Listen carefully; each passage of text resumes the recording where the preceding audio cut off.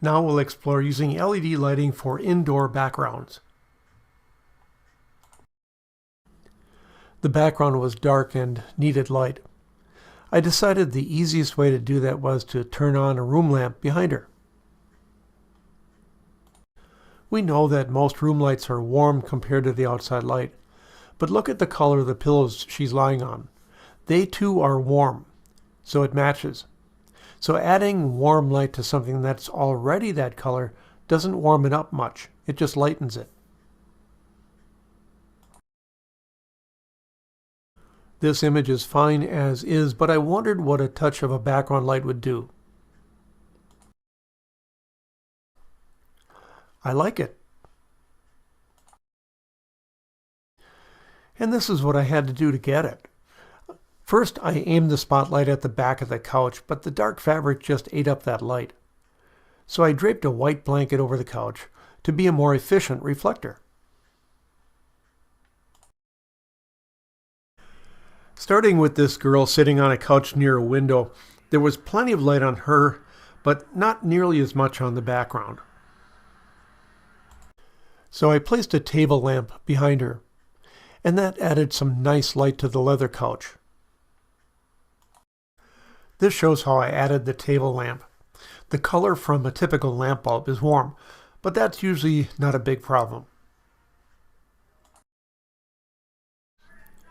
I instructed this girl to sit on the back of the chair, very near the wall. But then, just as I was about to take the picture, I noticed that there wasn't enough separation between the black dress by her stomach and the wall behind her. We needed to light the background to separate her from it. I took the lampshade off of a table lamp and then placed that lamp behind her. In case I need to reduce the brightness of the light, I carry a variable controller too. Sometimes this little guy comes in handy. If you don't want to light a fire in a fireplace, you can just place a light bulb in it. This will be an example of that technique. She's being lit by my small softbox. And a warm, soft white light bulb in the fireplace provides a simulation of a fire.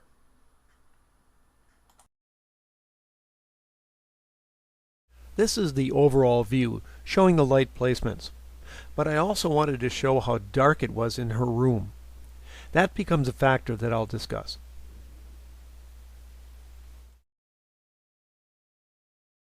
This first image was done with the LED main light at full power.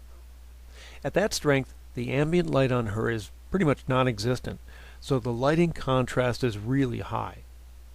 We want to set that main light just a little above the ambient light, so we have a low main to fill light ratio. Since it was dark in the room, we need to dial that light way down. So I did that here. Much lower contrast on her face. But now the fireplace light is too bright. And that's where the dimmer comes in. I used the lamp socket dimmer to lower that fireplace light.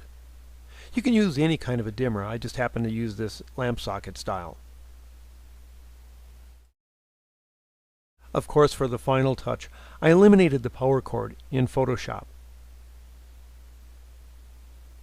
I bring a light dimmer along for those times when I need to darken a plug-in lamp. Here I was using an LED light at its brightest output, but it wasn't strong enough to allow me to get a better exposure of that colored lamp. So I used the dimmer to turn the light way down.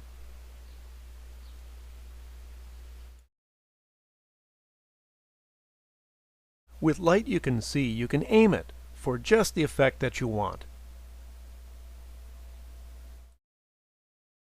In this case, I aimed the light mostly behind her because I wanted the separation of her shadow side to the cave wall.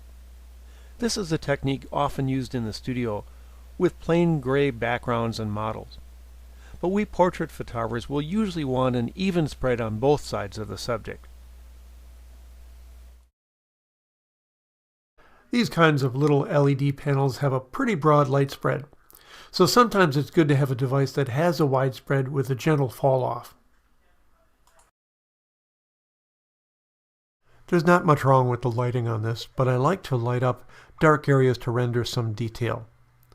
The room behind her is dark, and I'd like a little separation behind her. With LED lighting, we can see right away that it's overlit. So on the next image, I dialed both down. I used that LED panel behind her.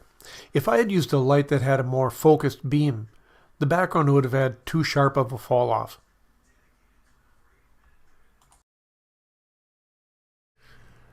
This is the overall view of the next series. In particular, I want to show the benefit of a small background light.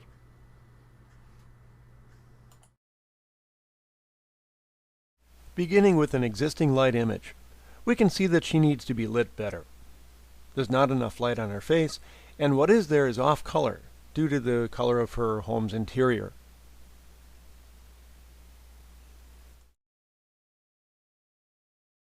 Adding a low, strong light to her face took care of the bad existing light, but adding that amount of light caused the background to be exposed much darker.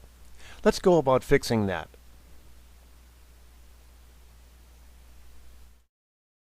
I placed an LED light panel behind her and to our right to add light to her hair and the couch.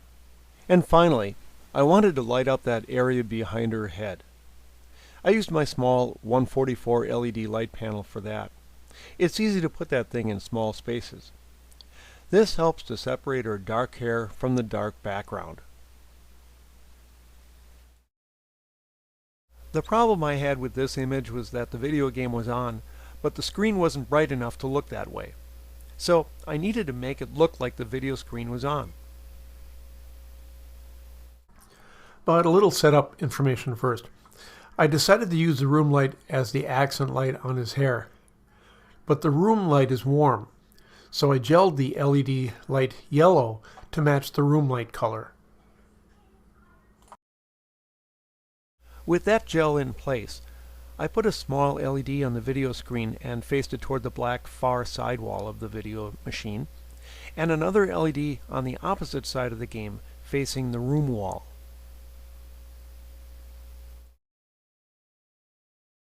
The color of the light striking the black video game wall is neutral gray when the image is balanced for a 5800 degree color temperature.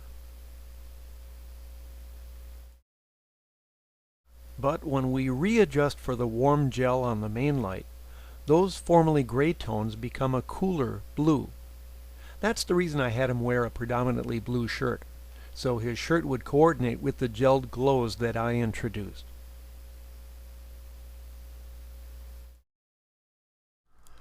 I think that was a good lesson in thinking through challenges and devising the best answer. The final photograph isn't all that impactful or important, but it shows how even a small photograph deserves doing well.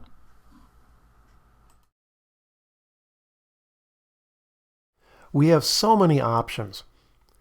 I try to use the type of lighting that'll work best for the situation, but there is a lot of overlap. Basically, though, I use LED lighting in low lighting situations. So indoors, it's a natural choice.